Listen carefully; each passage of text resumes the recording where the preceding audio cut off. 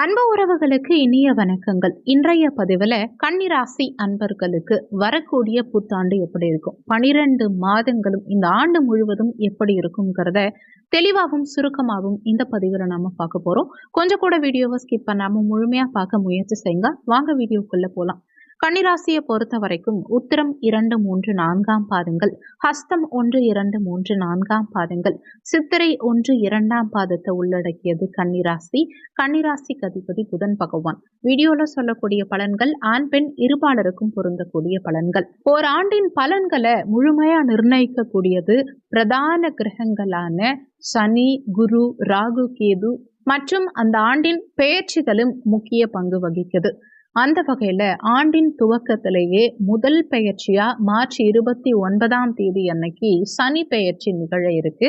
கடந்த காலகட்டங்கள்ல உங்க 6ஆம் பாவகத்துல சஞ்சாரம் செஞ்சுட்டு இருக்கக்கூடிய சனி பகவான் மார்ச் 29 உங்க கலத்திரஸ்தானமான 7ஆம் பாவகத்துக்கு பெயர்ச்சியாகி இனிமே உங்களுக்கு கண்டக சனியா பலன் கொடுக்க போறார்.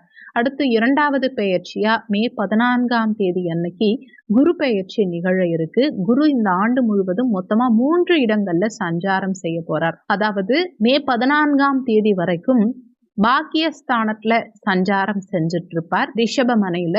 மே 14 பிறகு 10ஆம் பாவகமான தொழில் ஸ்தானத்துல சஞ்சாரம் செஞ்சு தொழில் குருவா பலன் கொடுக்க போறார். இது அக்டோபர் 10 வரைக்கும் இருக்கும். அக்டோபர் 10 அதிசாரமா கடகராசியில உச்சபலம் பெற்று சஞ்சாரம் செய்ய போறார்.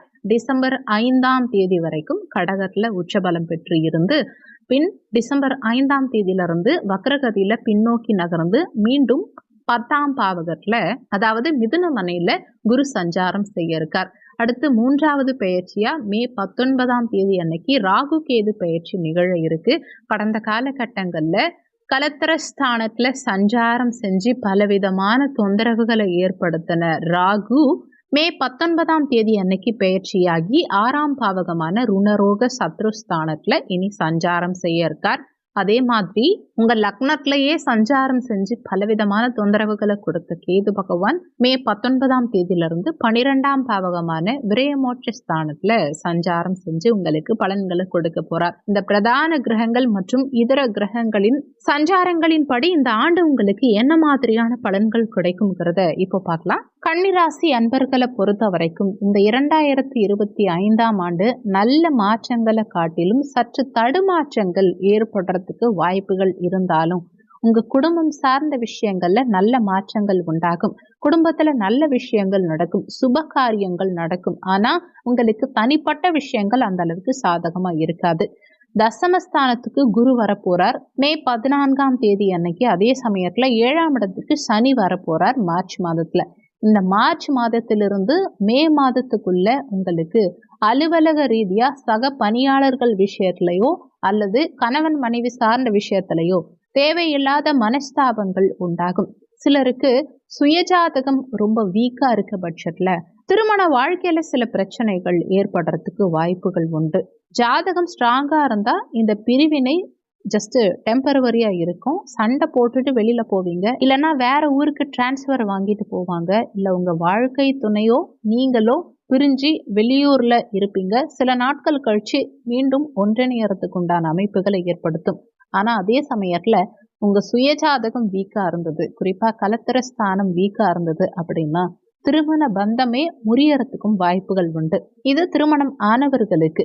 திருமணம் ஆகாதவர்களுக்கு பாத்தீங்கன்னா தவறான தொடர்புகள் ஏற்படக்கூடிய ஒரு தடுமாற்றம் ஏற்படக்கூடிய வாய்ப்புகள் உண்டாகும். அதுவும் குறிப்பா ஜனவரி மாதத்திலிருந்து மே மாதம் வரைக்கும் எச்சரிக்கையா இருக்கணும். இந்த ராசியில பிறந்த குழந்தைகளுடைய பெற்றோர்கள் குழந்தைகளை கண்காணிக்க வேண்டியது அவசியம். ஏன்னா இந்த காலகட்டத்துல மொபைல் ஃபோன் இருக்கு, லேப்டாப் இருக்கு. அதுவும் குழந்தைகளுக்கு ஒரு சிலர் தனியாவே ஃபோன் எல்லாம் கொடுத்து தனியா ரூமும் கொடுத்துடுறாங்க. தனியா இருக்க சூழ்நிலையில குழந்தைகள் என்ன பண்ணுவாங்கன்னு யாருக்கும் தெரியாது. தனியா உட்காந்துட்டு ஃபேஸ்புக், இன்ஸ்டாகிராம் இப்படி குழந்தைங்க நோண்டிட்டு இருக்காங்க. அவங்க என்ன பண்றாங்கிறத கண்டிப்பா பெற்றோர்கள் கண்காணிக்கணும். கொஞ்சம் கவனமா இருந்துக்கோங்க. இந்த ராசி குழந்தைகளுடைய பெற்றோர்கள் அவசியம் கவனமா இருக்க வேண்டிய ஆண்டு இது. இந்த ஆண்டை பொறுத்த வரைக்கும் கன்னிராசியில பிறந்த குழந்தைகள், படிக்கும் குழந்தைகளுக்கு நட்புகள் மூலமாகவும் சக மாணவர்கள் மூலமாகவும் தேவையில்லாத விஷயங்களுக்கு மனசை டைவர்ட் பண்ணுவாங்க. அதனால எச்சரிக்கையா இருந்துக்கிறது நல்லது.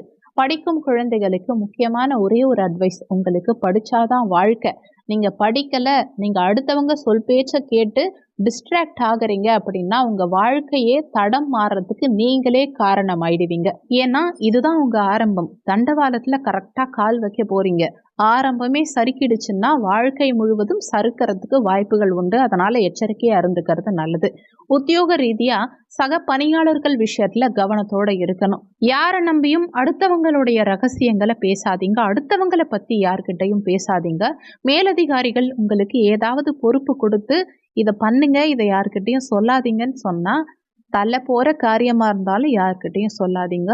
உங்க மனைவி கிட்டயோ கணவன் கிட்டயோ கூட சொல்லாதீங்க. ஒருவேளை இந்த மாதிரி யார்கிட்டயாவது சொன்னீங்கன்னா அது தேவையில்லாத சிக்கல்களை ஏற்படுத்துறதுக்கு வழிவகுக்கும். அதனால உங்களுக்கு வேலை இழப்புகள் ஏற்படுறதுக்கு கூட வாய்ப்பு உண்டு. ஏன்னா 10ஆம் இடத்துக்கு குரு போனா பதவி மாற்றம், இடமாற்றம் உண்டாகும். அதனால உங்களுக்கு சில குழப்பங்கள் ஏற்படுறதுக்கு வாய்ப்புகள் உண்டு.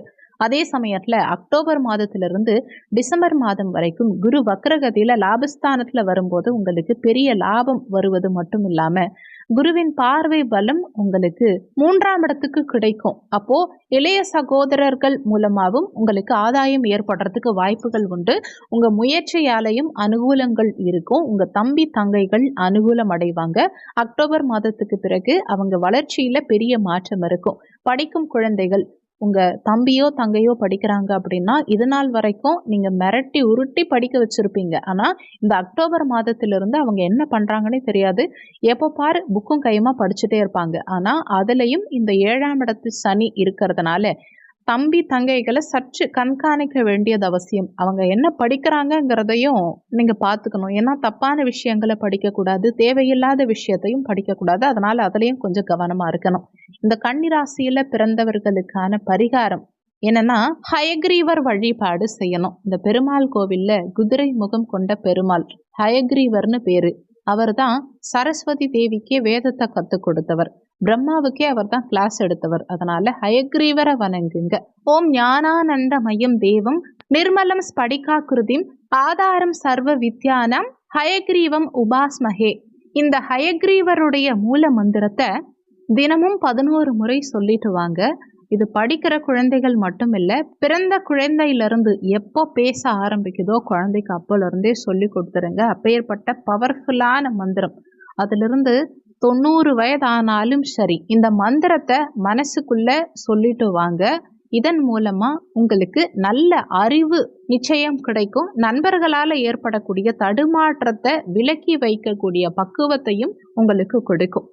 வீடியோல சொல்லப்பட்டிருக்க பலன்கள் அனைத்தும் கோச்சார அடிப்படையிலான பொது பலன்கள் தான். கோச்சார பலன்கள் மேக்சிமம் 20% 25% அளவுக்கு தான் எல்லாருக்குமே பலன் கொடுக்கும்.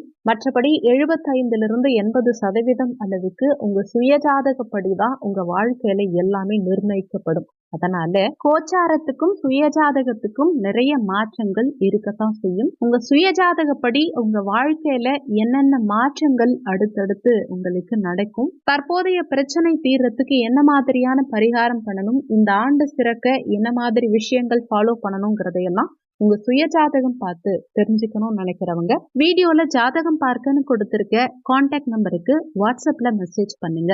இந்த வீடியோல உங்களுக்கு ஏதாவது சந்தேகம் இருந்தா கீழே இருக்க கமெண்ட் செக்ஷன்ல சொல்லுங்க. நன்றி. மற்றும் ஒரு நல்ல பதிவோடு மீண்டும் உங்களை சந்திக்கிறேன்.